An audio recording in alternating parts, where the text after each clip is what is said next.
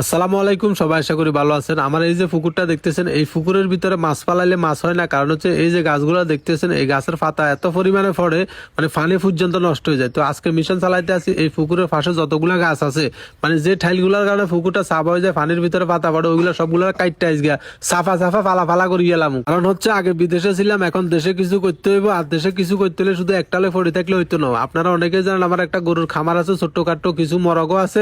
আর চাইতেছি এই যে পুকুরের মধ্যে ভালোভাবে মাছ চাষ করবো। আগে যেহেতু আমি বিদেশে ছিলাম, এই পুকুরের মধ্যে তেমন বেশি মাছ চাষ করা হয় নাই, যেমনি আছে এমনি পড়ে থাকতো। এখন যেহেতু দেশে একবার চলে এসেছি, এগুলার সব কাইটটা সাফা সাফা ফালা ফালা করে দিয়ে এখানে মাছের চাষ করবো।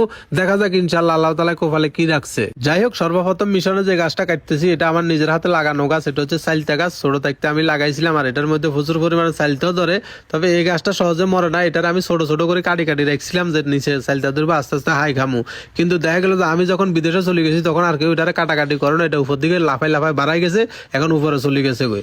যাই হোক, এখন দ্বিতীয় হামলা যেটার উপরে চালাইতে আছি, এটা হলো আপনার ওই যে গোলাপ জাম গাছ কয় যে, এইগুলো আর কি। তো এটারেও আমি লাগাইছিলাম ছোট থাকতে। আর এটাতেও প্রচুর পরিমাণে গোলাপ জাম, এগুলো দৈত্য। এটা দেখছেন নারিকেল গাছের আগা তুলে গেছে, এই কারণে এটারও কাটি ফালাই দিতেছি।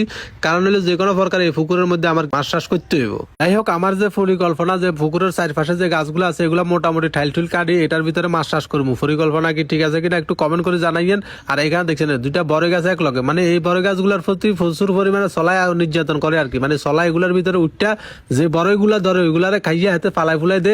আর এই বড় গাছগুলো আমার যে হাঁসের ঘরটা দিছি, এটার উপরে মানে পাতা টাতা এগুলো ফোটে টোয়েন্টার এগুলো নষ্ট হয়ে যায়, এই দুইটারও কাটি দিছি। আর এই গাছগুলা কাটার পরে ছোট ছোট করে টুকরা টুকরা করে লার্কি করে এগুলো কিন্তু বেচালাম। আমাকে দিকে লার্কির কিন্তু প্রচুর পরিমাণে চাহিদা আছে। আর ওই চাহিদার কারণে দেখা যায় যে আমি যে কষ্টটা এখানে পরিশ্রমটা করতে আসি, এই পরিশ্রমের টাকাটা কিন্তু লার্কি বেচা তুললাম। তো কত মন লার্কি বেশি সেটাও দেখার জন্য একটু অপেক্ষা করেন, যেহেতু আজকে কাটাকাটি শুরু করছি। কারণ পুকুরের চারপাশে প্রচুর পরিমাণে গাছ আছে, এত গাছ কাটতে একটু সময় লাগবে।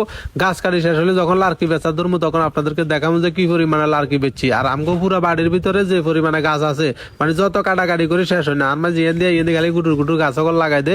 আর আমরা আস্তে আস্তে কাটি কাটি সাফ করি। দেখছেন কত বড় একটা পুকুর হড়ি রয়েছে, কোনো মাছ নাই কিছু নাই। আর এই যে পুকুরটা দেখতেছেন, এই পুকুরে কিন্তু মাছের মধ্যে মাছগুলা চলে যায় বর্ষাকাল আসলে আর কি।